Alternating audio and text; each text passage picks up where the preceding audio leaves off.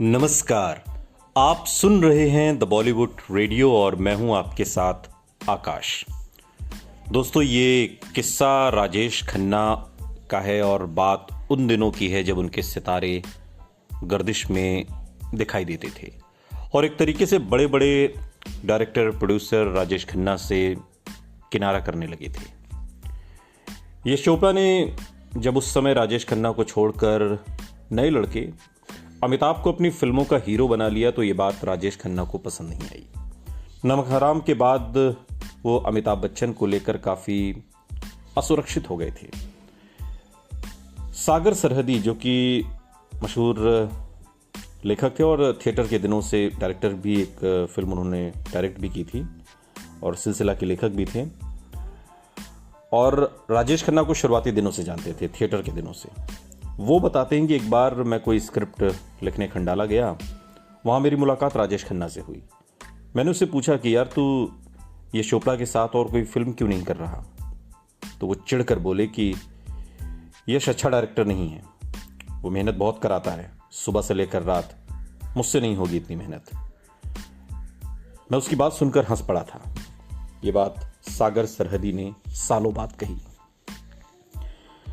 ये बात भी गौर करने लायक है कि उस दौर में जहां यश चोपड़ा जैसे कुछ निर्देशकों ने राजेश खन्ना के साथ दोबारा काम नहीं किया, वहीं जे ओम प्रकाश, ऋषिकेश मुखर्जी, शक्ति सामंत जैसे निर्देशक भी थे जिन्होंने राजेश खन्ना के साथ कई फिल्में बनाई। जब मैंने जे ओम प्रकाश से राजेश खन्ना के इस पहलू के बारे में पूछा तो उन्होंने जवाब दिया कि राजेश खन्ना के साथ काम करना मेरी जिंदगी का सबसे आसान और बेहतरीन अनुभव रहा।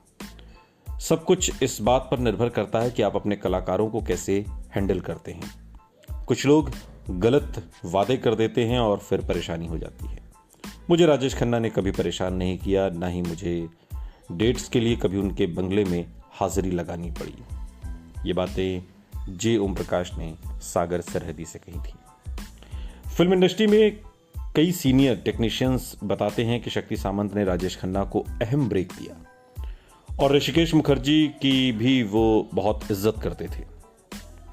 इसलिए इन सीनियर फिल्म मेकर्स के साथ वो सुपरस्टार वाले नखरे नहीं दिखाते थे और कंट्रोल में रहते थे, मगर अच्छे व्यवहार वाली खबरें कम ही छपती थी।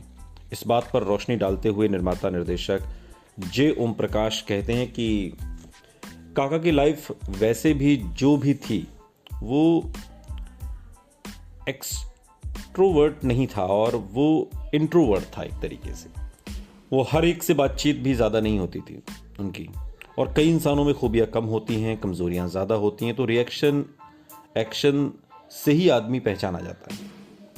तो उसका जो रिएक्शन था या जनरल बिहेवियर था वो ज़्यादा लोगों की उम्मीदों पर खरा नहीं उतरा। सबको अच्छा नहीं लगा, ये बात मुझे भी पता है। ये बातें जे ओम प्रकाश ने कही।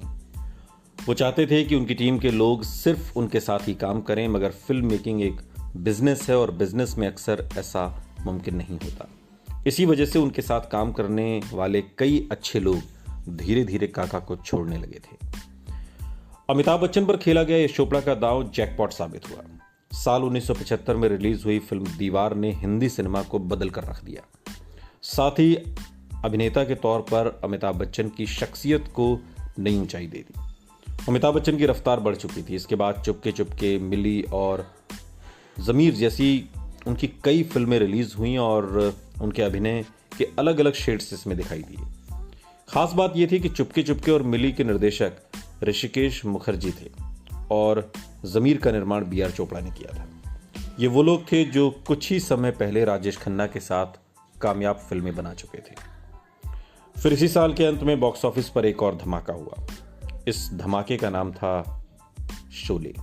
पहले दीवार और अब multi starrer action film Sholay ने हिंदी फिल्म इंडस्ट्री का ट्रेंड काफ़ी हद तक बदल कर रख दिया। रोमांटिक फिल्मों की जगह अब दर्शकों को एक्शन और मारधाड़ पसंद आने लगी। शोले के निर्देशक वही रमेश सिप्पी थे जिनकी फिल्म अंदाज सिर्फ राजेश खन्ना के एक गेस्ट अपीयरेंस की वजह से ब्लॉकबस्टर हो गई थी, मगर वैसी कामयाबी के बावजूद उन्होंने अंदाज के बाद कभी राजेश खन्ना के साथ काम नहीं किया।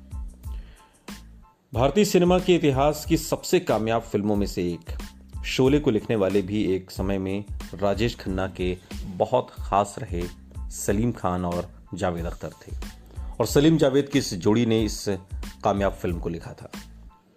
लेखक जोड़ी सलीम जावेद से नाराजगी भी राजेश खन्ना को बेहद भारी पड़ी। इसका अंदाजा उन्हें पहले नहीं हुआ, लेकिन आने वाले सालों में राजेश खन्ना को इसकी बड़ी कीमत चुकानी पड़ी। सलीम जावेद उभरते हुए लेखक थे और राजेश खन्ना के साथ उनकी टीम भी बन गई थी, लेकिन अंदाज, हाथी मेरे साथी और बंधन जैसी हिट फिल्में देने के बाद ये जोड़ी भी राजेश खन्ना के साथ काम करने से कतराने लगी थी। और इससे दो नुकसान हुए। पहला ये कि सलीम जावेद उस वक्त फॉर्म में थे, उनकी अच्छी स्क्रिप्ट्स राजेश खन्ना को नहीं मिली, और दूसरा वो स्क्रिप्ट उभरते हुए स्टार अमिताभ बच्चन को मिली, जो लगातार ऊपर की तरफ चढ़ते जा रहे थे कामयाबी में। और इसी दौर में खासतौर पर जावेद अख्तर के साथ राजेश खन्ना के झगड़े की खबरें फिल्म मैगजीन्स में छपने लगीं। दोनों के कैंप से मतभेद की अलग अलग वजहें भी बताई गईं, मगर खुलकर दोनों ने मतभेदों के बारे में कभी कुछ नहीं कहा। सलीम खान से जब इस मतभेद के बारे में मीडिया ने सवाल पूछा तो वो बताते हैं कि एक फिल्म थी भोला भाला, वो एक मराठी फिल्म पर आधारित थी, उसे वो हिंदी में करना चाहते थे, तो हमें स्क्रीन प्ले के लिए कहा। उसमें उन्होंने डबल रोल करना चाहा। क्रिएटिवली हम इस पर बिल्कुल सहमत नहीं थे। उन्होंने हाथी मेरे साथी के वक्त हमें सपोर्ट किया था, हालांकि वो हमें ब्रेक देने वालों में से नहीं थे। हमें तो सिप्पी फिल्म्स में पहले ही नौकरी मिल चुकी थी। इसके बाद वो वहाँ आए फिल्म अंदाज में, मगर वो ये समझते थे कि इसको, यानी कि सलीम जावेद को मैंने ब्रेक दिया है। राजेश खन्ना को अक्सर ये लगता था, और इसको मैंने सपोर्ट किया है और ये मुझसे असहमत हो रहे हैं, और ये असहमति उनको बर्दाश्त नहीं होती थी। फिल्म जंजीर आई तो जब जंजीर आई तो अमिताभ बच्चन एक उभरते स्टार की तरह खड़ा हुआ, और फिर हमने उनके साथ दीवार, त्रिशूल की, तो नेचुरली राजेश खन्ना ने सोचा होगा कि ये लोग मेरे साथ थे, तो इन्होंने अमिताभ के साथ फिल्में आखिर क्यों लिखी। ये बातें सलीम खान ने सालों बाद राजेश खन्ना को लेकर कही थी। आज भी ये बात अक्सर कही और लिखी जाती है कि सलीम जावेद ने जानबूझकर राजेश खन्ना का करियर खत्म करने की प्लानिंग की, और एक तरह से उस दौर में अपनी लिखी हर स्क्रिप्ट में अमिताभ बच्चन के लिए मजबूत रोल लिखे, ताकि वो राजेश खन्ना से बड़े स्टार बन जाएं। मगर क्या वाकई ये सच्चाई है? सलीम खान इस पर रोशनी डालते हुए कहते हैं कि एक लाइन थी, हमने उसको हाथ लगाए बगैर बड़ी लाइन खींच दी। जानबूझकर होने का तो सवाल ही नहीं होता। You can not duplicate success. Amitabh आया था, उसकी 11-12 फिल्में फ्लॉप हो गई थी, और एक के बाद एक। वो तो वापस जा रहा था, अगर जंजीर नहीं चलती तो वो वापस चला गया होता। तो डिलिब्रेट कैसे हो सकता है कि सलीम जावेद इतने बड़े खुदा थे कि उन्होंने एक आदमी को लिया और कहा कि इसको हम राजेश खन्ना के अपोजिट खड़ा कर देंगे। कोई सोच भी नहीं सकता उस वक्त की राजेश खन्ना से बड़ा कोई स्टार भी हो सकता है। दौर ही ऐसा था। सलीम जावेद और अमिताभ बच्चन एक टीम के तौर पर उस समय पूरी फॉर्म में थे। दर्शक भी कुछ नया चाहते थे, वहीं राजेश खन्ना कई साल से खुद को सिर्फ दोहरा रहे थे, और उनका बर्ताव भी इंडस्ट्री में निर्माताओं को नागवार गुजरा था। अमिताभ की कामयाबी और राजेश खन्ना की नाकामी के पीछे कई वजह थी। सलीम खान कहते हैं कि इट इज़ वेरी रिडिकुलस, और बहुत से लोगों ने यह कहा कि सलीम जावेद ने राजेश खन्ना का डाउनफॉल रचा। अरे हमारे हाथ में तो हमारा ही फ्यूचर नहीं था। हमारी कोई फिल्म चलती थी, कोई नहीं चलती थी, लेकिन हमारा एवरेज अच्छा था। जब राजेश खन्ना आए थे तो उन्होंने भी तो इतने सारे स्टार्स को ओवरटेक किया था। उस दौर के दूसरे स्टार्स मसलन राजेंद्र कुमार, सुनील दत्त को राजेश खन्ना ने डाउन किया था। तो क्या वो किसी की स्कीम थी, साजिश थी? उस दौर में सबको ऐसा लगता था कि राजेश खन्ना के अलावा किसी की फिल्म चल ही नहीं सकती। जाहिर है कि गॉसिप पत्रिकाओं या फिल्मी पार्टियों में ये बात मसालेदार लग सकती है कि राजेश खन्ना के खिलाफ साजिश रची गई, लेकिन तर्क की कसौटी पर समझा जाए तो उनके पतन के पीछे वजहें कई थीं। उनके ढलते दौर पर बात करते हुए कि युवा फैन ने उस समय फिल्म पत्रिका सुपर में कहा, ऐसा नहीं है कि वो हमें बुरे लगने लगे हैं, बस उनके दीवाने फैंस अब आगे बढ़ गए हैं। इन सालों में एक नई पीढ़ी तैयार हो गई है।